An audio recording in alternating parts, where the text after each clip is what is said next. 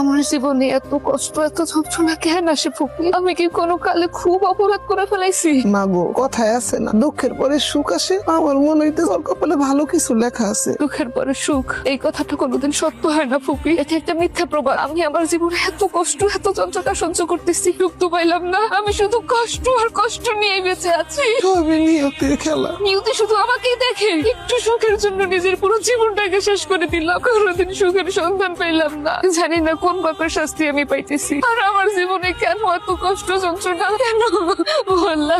আমি যদি কোনো অপরাধ করে থাকি, তোমার যত খুশি তুমি আমারও শাস্তি দাও, কিন্তু আমার মেয়ে জান্নাতটা তুমি কোনো কষ্ট দিও না।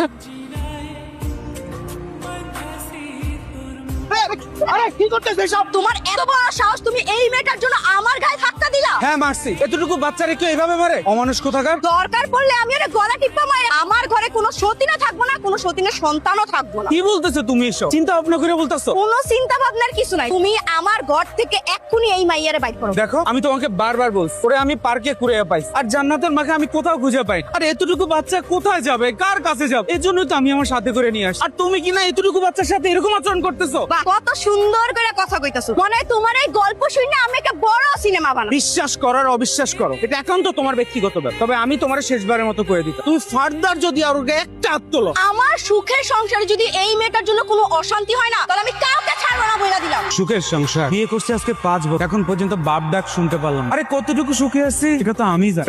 একদিন সব ঠিক আছে। ভাইজান, আমার জান্নাতের কোনো খবর পাইলা? কি হয়েছে আমার জান্নাতে? কথা বলো ভাইজান। এখনো কোনো খবর পাই নাই। আল্লাহ গো, তুমি আমার এই কোন পরীক্ষার মুখে মুখে করলো?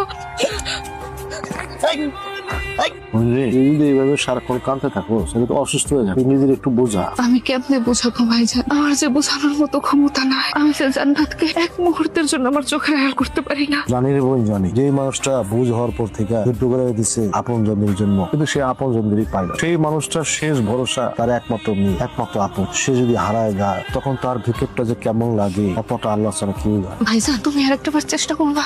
দরকার হলে তুমি পুলিশের কাছে